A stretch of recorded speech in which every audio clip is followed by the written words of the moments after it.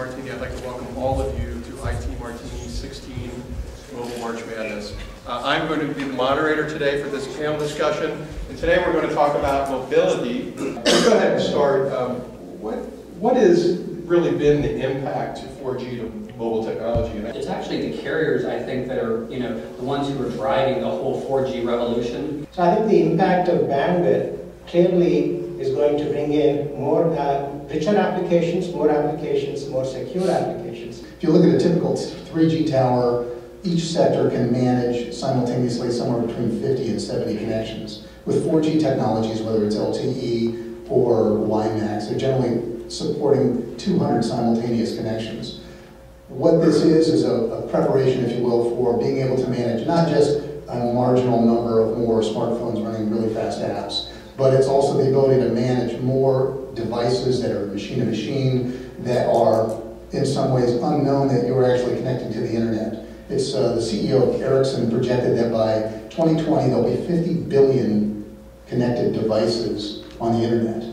I really feel like as you increase bandwidth on any platform, regardless of what it is, if it's mobile, fantastic, because it's pretty slow to begin with. Really what you're doing is you're starting to raise the bar as far as what users expect from that device and expect that device to do and how that device should behave. And so I come from a developer background, and so what that means for me is that I really have to up my game as far as providing that user experience and really leveraging that bandwidth that's available to me.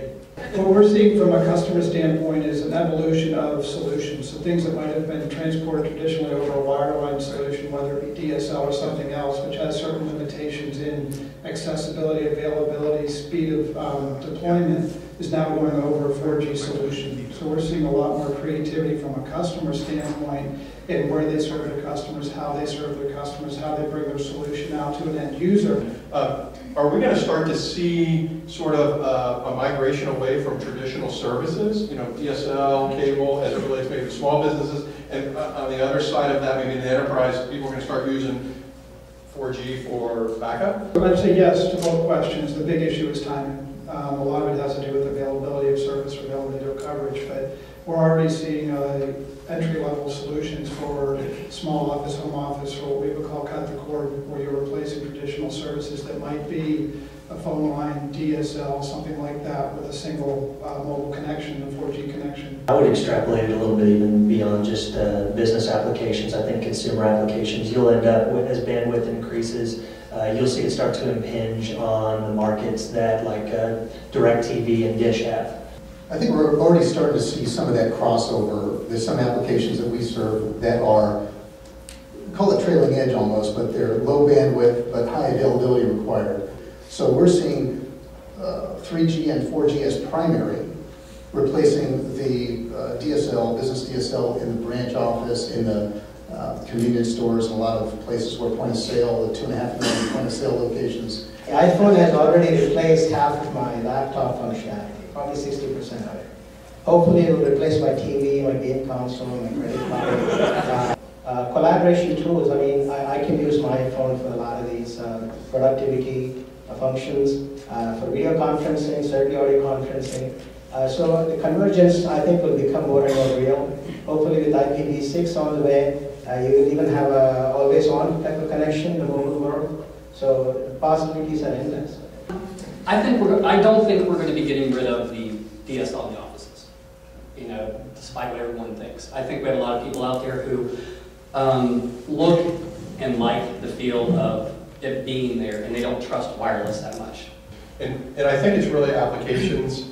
I think it's really applications that is really driving this technology. Am I wrong? I think it depends on the space, but absolutely, in certain environments it is, and as we go forward, I think you'll see more and more applications that are built because those capabilities exist. So I say yes. I agree that the applications definitely are sort of the front runners on leveraging of device capability. I think just in the same way that I don't rely on client applications on my laptop nearly as much, I think if you extrapolate it out, you'll end up much more on the cloud. I'd say that certainly application is an area for innovation, but application delivery is also an area for innovation. I think the technology providers are making embedded technology a little bit more available. Innovation always follows the least path of resistance. you're going to see, I think, applications becoming unbundled from the platform.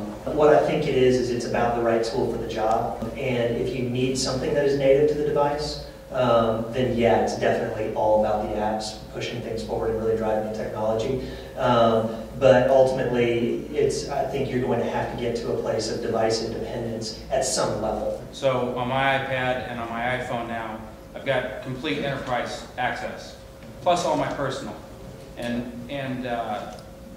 companies are starting to require, because of security and liability, that their associates carry their cellular plans, no more massive enterprise cellular plans. So we've got access to cloud, access to enterprise apps going this direction, and we've got bandwidth constraints on pricing going in the opposite direction, as restraints are being put on the amount of access. What is going to be happening among carriers in that space, considering we're all going to one device to access both company and personal? Prices are going to go higher. The carriers, they have us. They have us where they want us.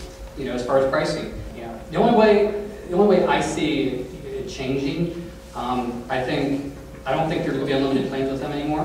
I think it's actually probably going to go higher in price, and that's just because of the drive that everyone here has right now for what we do. I think one of the things that drove got a cap that is because something like 3% of the users were such data hogs, they were consuming something like 50% or more of the total utilization of bandwidth available on a particular channel.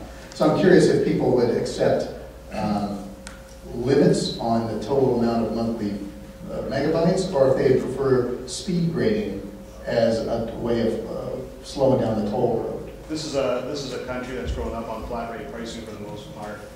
And you're having people that are starting to use their phones for baby monitors and streaming all day. And I guess my question is to Chris is the unlimited model sustainable?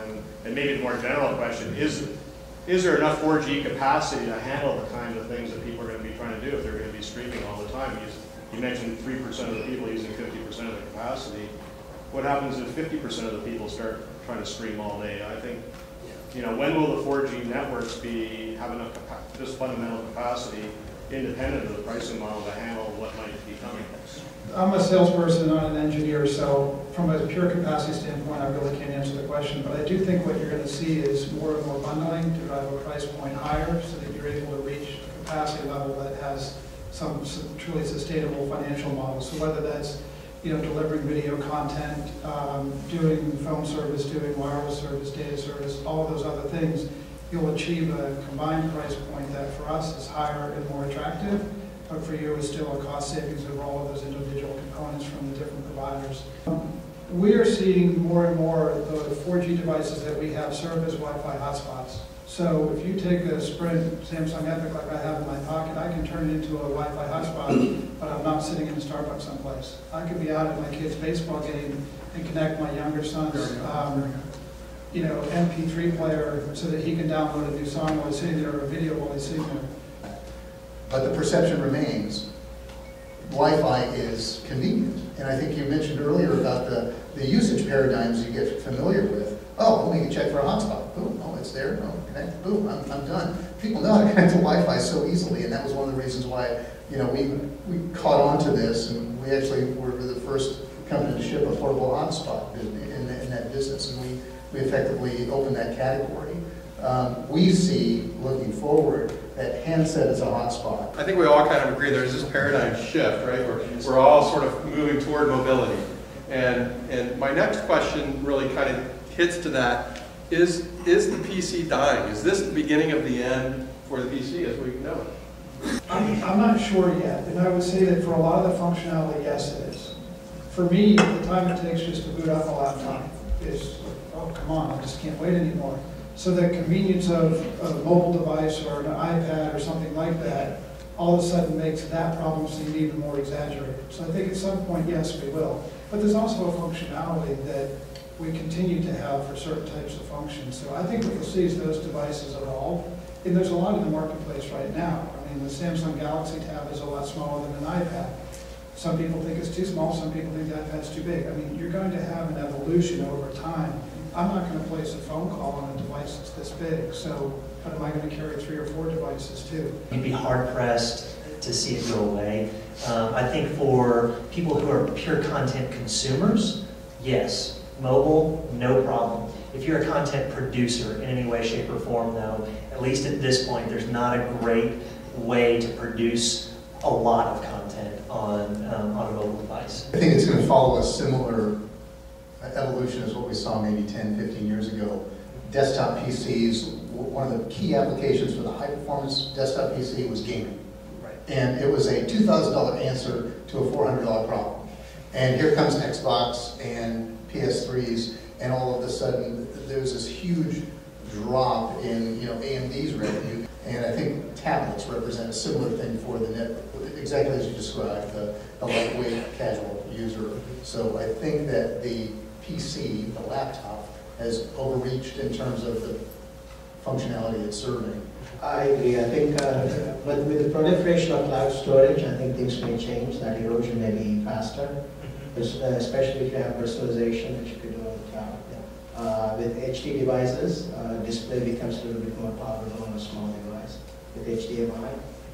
So I think if the display improves, the form factors improve a little bit, and then the cloud storage becomes more ubiquitous, I don't see a need for a PC. I don't see it going. I don't see the personal PC going away.